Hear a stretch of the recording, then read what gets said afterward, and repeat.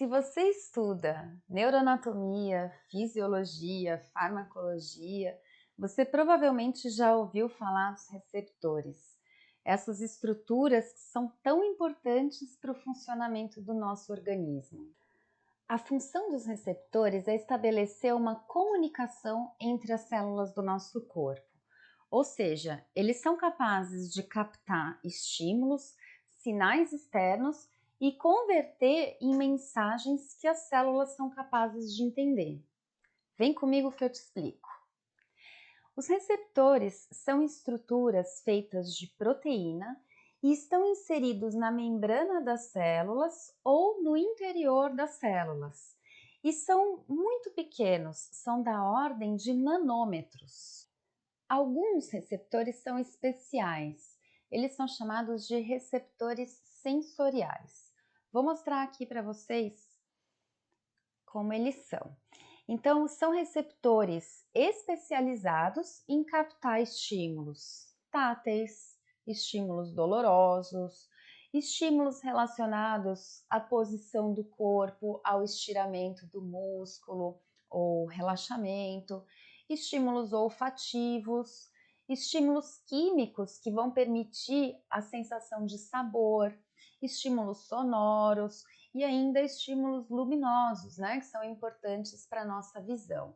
Então, esses receptores especiais, eles são capazes de captar esses estímulos e convertê-los num sinal que o neurônio, né, que é a célula então que conduz esses estímulos, esses sinais até o sistema nervoso central, que o neurônio é capaz de entender. Então, nesse caso aqui, esses receptores vão converter esses estímulos em sinais elétricos que vão trafegar pelo sistema nervoso até chegar ao nosso cérebro, para que a gente possa ter, então, a experiência dessa sensação.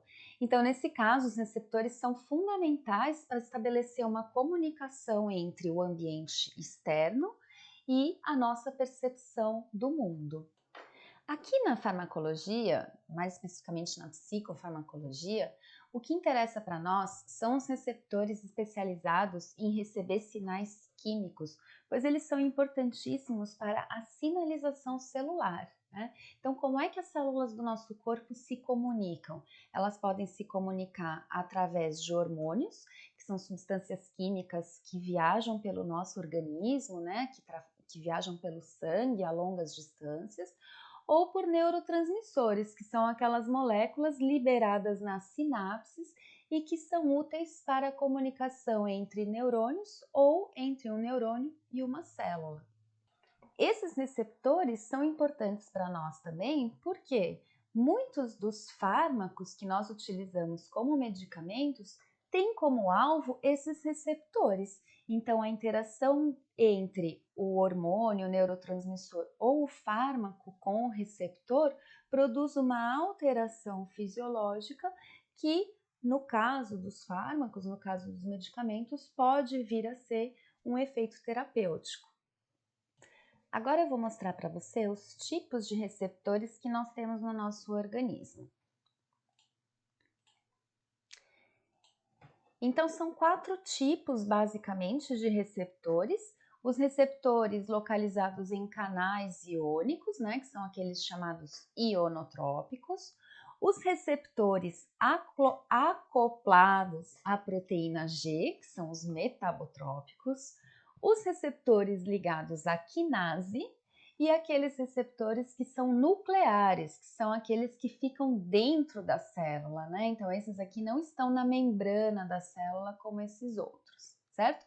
Então, esse compartimento rosa aqui representa uma célula e a gente tem aqui os 3 primeiros tipos de receptor localizados na membrana e o 4º tipo lá no interior da célula, lá no núcleo. Tá? Para nós, em psicofarmacologia, os mais importantes são os canais iônicos e aqueles acoplados à proteína G. Os receptores ligados à quinase, eles são receptores de citocinas, muito envolvidos nos processos inflamatórios, né? E os receptores nucleares são receptores normalmente para hormônios, então receptores de estrogênios, receptores de corticoides. Então são esses dois tipos de receptores não são tão importantes para nós na psicofarmacologia. Então eu vou dar mais ênfase, vou dar mais foco aqui nos canais, nos receptores localizados em canais e nos receptores acoplados à proteína G. Né? Então falando um pouquinho do receptor localizado em canal iônico. O receptor localizado em canal iônico tem essa forma, essa estrutura aqui que eu estou mostrando para vocês. Então aqui em azul e amarelo, vocês imaginam que é a membrana da célula, um recorte da membrana, né? Então veja que o receptor, ele tem uma parte que fica para fora da célula e uma parte que fica dentro, né? No caso do canal iônico, a gente vê aqui, nesse caso, são 5 subunidades. Então, cada subunidade é uma proteína e elas formam, né? Elas têm essa forma juntas que forma aqui um canal. Então, aqui a gente tem um poro que fica no estado basal, no estado de repouso, ele fica fechado. Ele não pode ficar aberto porque senão os íons ficam fluindo de dentro para fora e de fora para dentro, e isso não é interessante para a célula, né? Então a célula em repouso, o canal está fechado. Até porque existe uma diferença de potencial elétrico, né? De cargas elétricas fora do neurônio e dentro do neurônio, né? E das células em geral. Então, o canal iônico vai se abrir quando ele receber um estímulo. A gente está falando aqui de estímulos químicos, né, de neurotransmissores, de hormônios ou de fármacos. Então, vou pegar aqui um exemplo de uma substância química, um ligante. Claro que a proporção de tamanho aqui, isso aqui são modelos didáticos, então, obviamente que a molécula seria muito menor do que isso, né? Então, ela se liga no receptor, e quando ela se liga no receptor, vale lembrar também que o receptor é extremamente específico, então ele vai ter apenas uma substância que se liga naquele local, e quando ela se liga, o receptor se movimenta. Essa ligação química promove uma mudança na forma e o canal se abre. Quando o canal se abre, os íons que estão mais concentrados do lado de fora, vamos pegar aqui um exemplo do íon sódio, o íon sódio vai fluir por dentro do canal. Viu ele sair lá embaixo? Então, o íon sódio vai fluir para dentro da célula e quando ele entra, o que acontece? Muda o ambiente elétrico, né, nessa porção aqui da membrana, e isso vai causar uma alteração elétrica. Então, quando a gente olha lá para o efeito, né, dessa ligação, a gente vai ter um efeito muito rápido, porque os íons fluem rapidamente, né? Isso causa uma alteração na voltagem da membrana e vai promover então uma despolarização, que é um aumento, né, do potencial de membrana. Isso vai proporcionar, né, caso atinja o limiar, aquele potencial de ação, que é a condução do estímulo elétrico, ou se for um íon como o cloreto, né, que é um íon negativo, aí a gente vai ter o que? Hiperpolarização e um potencial inibitório, certo? Então, esses efeitos são muito rápidos. A gente diz que esse receptor tem um efeito na escala de milissegundos, porque essas alterações acontecem muito rapidamente.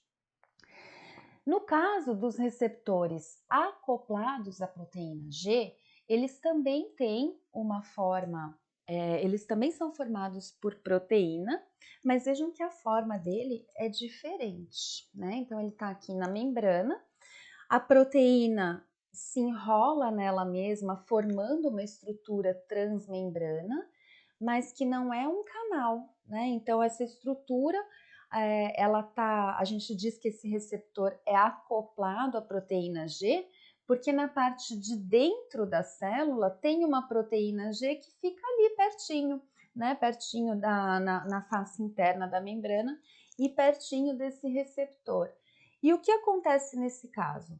A substância, o ligante, né, seja um hormônio, um fármaco, um neurotransmissor, vai se ligar nesse receptor e essa ligação promove uma modificação na forma do receptor e essa modificação então empurra essa proteína G para o lado, ela se desloca e ela vai interagir com outras moléculas dentro da célula. E isso vai levar a uma cascata de sinalização intracelular. Por que cascata? Porque é uma sequência de reações químicas que ocorrem dentro da célula e que vão levar a diversos efeitos, né? Então, vou mostrar aqui para você na figura. Então, esse deslocamento da proteína G pode levar à formação de segundos mensageiros, que são moléculas ali dentro da célula, que têm funções dentro da célula, né? Essa proteína G pode se deslocar e abrir um canal que está ali do lado, né? Então, a gente tem que pensar que a membrana da célula tem vários receptores diferentes, né? Ela pode receber diversos sinais diferentes, né? Então, ela vai ter ali vários receptores e eles também interagem entre si. Então, a ativação de um receptor acoplado à proteína G pode ativar um canal. E aí, isso também vai promover uma alteração na excitabilidade dessa célula, né? E vai promover efeitos celulares que vão desde ativação de proteínas até a expressão de genes. Essas alterações, elas já ocorrem numa escala de tempo maior, né? Então, o efeito desse receptor não é tão imediato quanto dos canais iônicos, e eles também promovem alterações de longo prazo. Então, se essa cascata de sinalização levar, por exemplo, à expressão de um gene de crescimento dendrítico, né, a gente vai ter alterações na plasticidade neural que vão ser observadas a longo prazo, tá? E por que é tão importante, né, a gente conhecer esses efeitos? Porque nós podemos prever o prazo, por exemplo, de tratamento com base no efeito celular de um fármaco. Então, vou pegar aqui 2 exemplos de psicotrópicos que têm tempos de ação terapêutica bem diferentes para a gente entender. Se eu pegar as substâncias que atuam em canais iônicos, por exemplo, o etanol, né, o álcool, que é um psicotrópico bastante utilizado, que a gente sabe que causa sono rapidamente. Por que o etanol causa sono, né? Porque ele atua em receptores do tipo canal iônico que são permeáveis ao cloreto. Então, quando o etanol se liga, na verdade o etanol se interage com vários sítios no nosso organismo. Estou citando aqui um dos sítios onde ele atua, né? Que é o canal de cloreto. Então, nesse canal, o cloreto entra. Quando o cloreto entra na célula, essa célula entra em potencial inibitório. Esse potencial inibitório, quando atinge várias células do nosso cérebro, e causa sono, né? Então a gente consegue observar esse efeito numa escala de tempo muito rápida. No caso de substâncias como os antidepressivos já atuam na neurotransmissão por receptores do tipo acoplados à proteína G. Então, eles vão atuar nesses receptores, a atuação deles vai promover modificações neuronais a longo prazo e a gente só vai conseguir observar os efeitos terapêuticos, em geral, com os antidepressivos, em torno de 3, 4 semanas após o uso. Então, isso se deve por conta desse mecanismo de ação que envolve alterações de longo prazo, né? E aí, se a gente pegar um outro ansiolítico que também tem efeito bastante rápido, que são os benzodiazepínicos, os benzodiazepínicos atuam nesse mesmo canal de cloreto. Então, o efeito terapêutico dele é muito mais rápido de ser observado, tá? Então, por isso que é importante a gente conhecer um pouquinho da psicofarmacologia, da dinâmica dos receptores, para poder compreender as diferenças, né, entre os efeitos terapêuticos de diversos medicamentos, especialmente dos psicotrópicos.